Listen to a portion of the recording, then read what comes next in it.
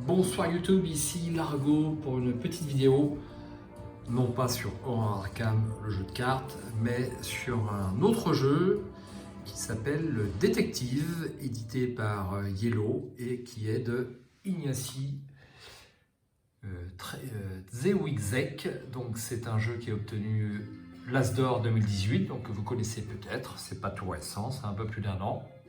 Ignacy Trzewiczek, c'est celui qui a fait Robinson et First Martian, que j'ai essayé aussi. Donc c'est un bon auteur et je voulais parler ce soir de détective puisque j'ai retrouvé quelques sensations d'Horror Arkham, le jeu de cartes, sur ce jeu de détective.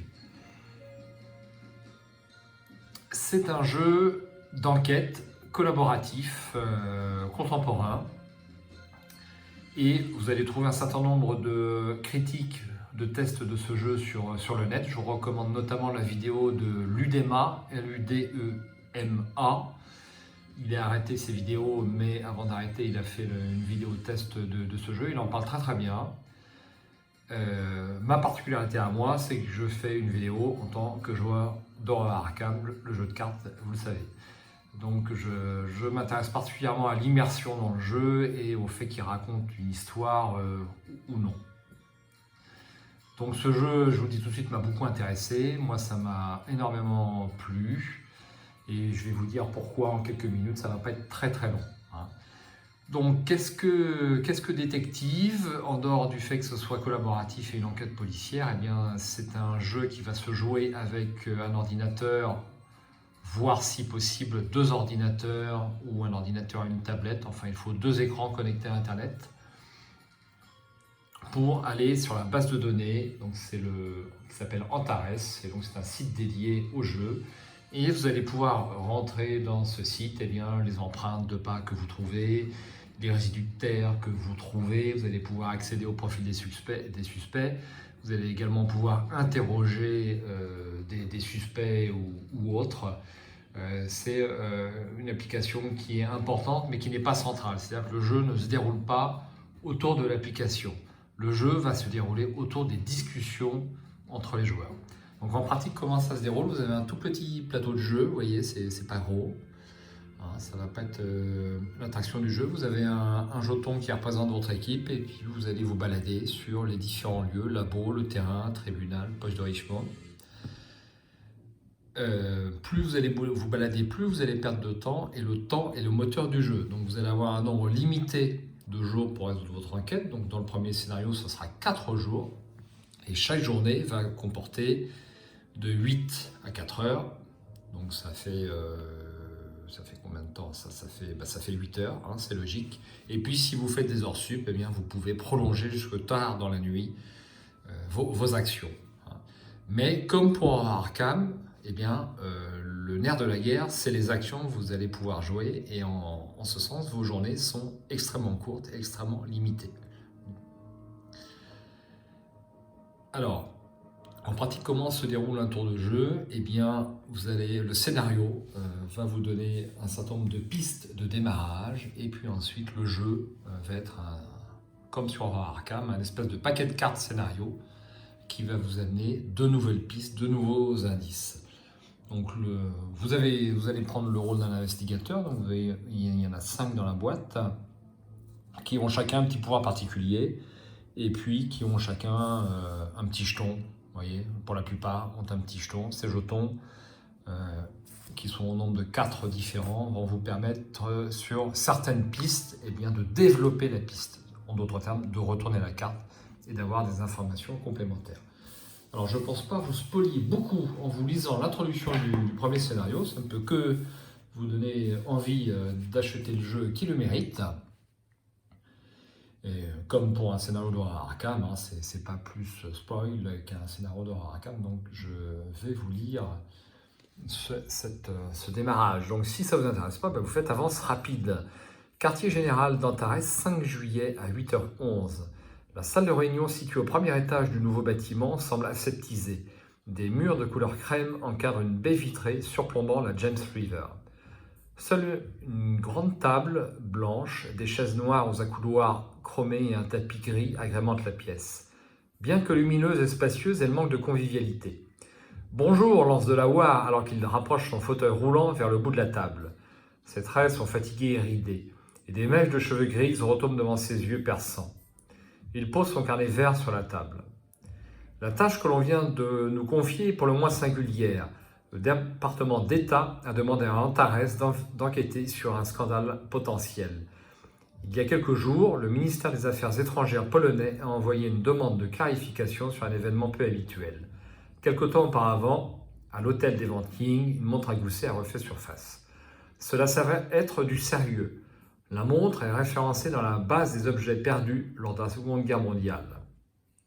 Les Polonais l'ont identifié comme étant l'un des joyaux volés par les Allemands au musée national de Poznan lors de l'occupation. Pour les Polonais, elle a une valeur à la fois symbolique et sentimentale, car elle a appartenu à un grand pianiste Ignacy Paderewski. D'après les données qu'ils nous ont envoyées, la montre a été volée par un nazi nommé Kurt Bluetholz. Vous trouverez naturellement son dossier sur notre base de données. Il s'éclaircit la gorge, jette un œil à son carnet comme s'il cherchait à se souvenir de quelque chose et reprend le cours de sa présentation. L'hôtel des ventes a acheté la montre autour de $5 000 à un homme huppé nommé Rupert Owens, qui n'a manifestement pas réalisé la valeur de l'objet. La montre est déjà sous-scellée dans notre salle des pièces à conviction. L'affaire est délicate. Si ce Bluetz, par je ne sais quel coup du sort, est entré aux États-Unis à la fin de la guerre, cela pourrait entraîner de fâcheuses complications diplomatiques. C'est en tout cas ce que l'administration actuelle pense. Et ce sera pire si la presse commence à s'en mêler. Ce n'est qu'une question de temps avant que l'incident ne se transforme en scandale, et c'est quelque chose que je souhaite éviter à tout prix. La première année d'existence de cette agence. Notre but est de trouver les réponses avant que quelqu'un ne trouve les questions.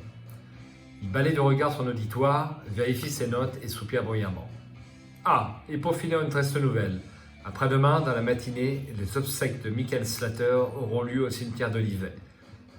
Comme vous le savez, c'était l'un des consultants de la police qui a aidé à la création de cette unité. Il a été victime d'un accident avec délit de fuite.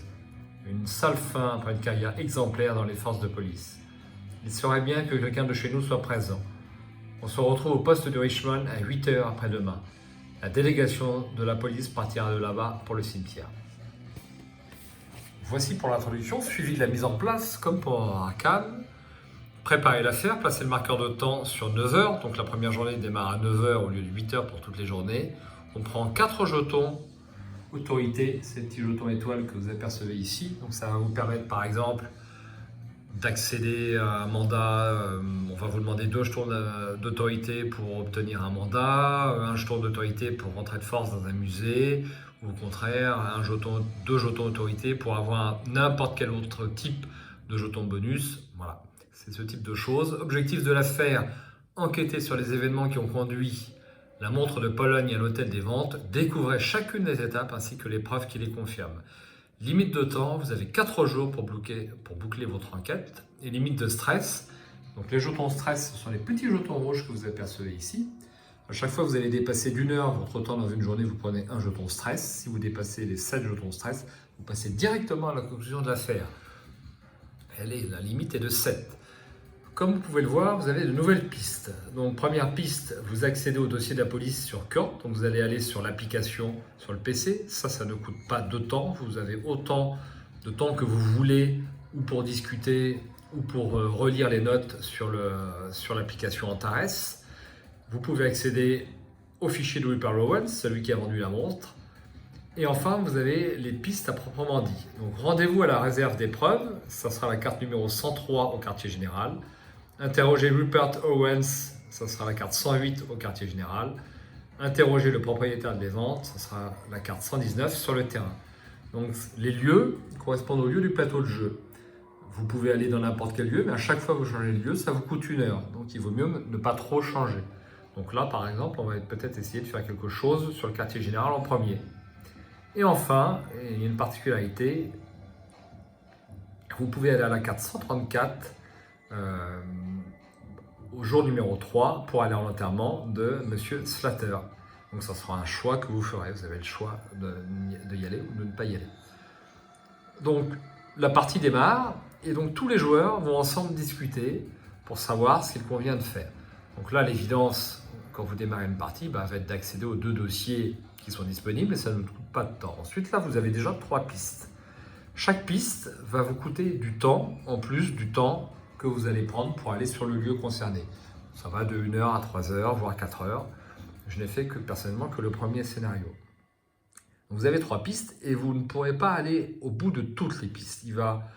L'essentiel du jeu va être de sélectionner la bonne piste, celle qui va le plus vous éclairer effectivement sur cette fameuse montre en or. Et là, les discussions vont bon train, comme sur Horror Arkham. C'est surtout ce point-là du jeu, moi, qui m'a beaucoup rappelé Horror Arkham, c'est-à-dire le grand choix, un choix tactique important. Bon, c'est le seul point commun avec Horror Arkham, en dehors des cartes, mais il y a les mêmes discussions en fait qu'Horror Arkham, et moi, ça m'a beaucoup plu. Alors, comment ça se présente en principe? Donc, j'ai décidé de vous montrer une carte. Ça ne va pas, là encore, vous gâcher le plaisir du jeu. Donc, vous voyez en haut à gauche, vous avez le numéro de piste. Ici, ça va vous prendre 3 heures pour faire cette piste. Donc, il y a un petit texte que vous allez devoir lire et bien analyser. Ensuite, vous avez des effets forcés. Je vous parle comme un Horror Arkham. Donc, consultez les cartes 128, 129 et 135. Ensuite, vous avez un effet bonus. Donc là, en dépensant un petit jeton loupe, eh bien, on va pouvoir s'assurer qu'on a bien toutes les preuves. Je ne vais pas vous relire l'ensemble de la carte. Et là, vous allez pouvoir retourner la carte et avoir des informations complémentaires. Et ensuite, vous voyez, vous avez de nouvelles pistes. Donc au fur et à mesure, eh bien, de nouvelles pistes vont en permanence s'ajouter sur votre carnet aux pistes que vous pouvez suivre. Et là encore, vous allez discuter pour savoir quelle est la piste suivante que vous allez faire. Vous ne pourrez pas tout faire, le temps est trop limité. Il faut vraiment avoir du nez pour trouver quelle piste on va exploiter. Alors c'est un jeu, vous n'allez pas pouvoir jouer avec des moins de, je dirais 15 ans, c'est un peu la limite parce que j'ai trouvé l'enquête assez difficile. Et je ne vois pas des jeunes de 14 ans au moins rester aussi concentrés pendant 3 heures sur des indices. Franchement, pour moi, c'est à partir de 15 ans et encore 15 ans un peu studieux. Hein. Donc on était 4 à la table, c'était pas trop, il y a beaucoup de choses à faire.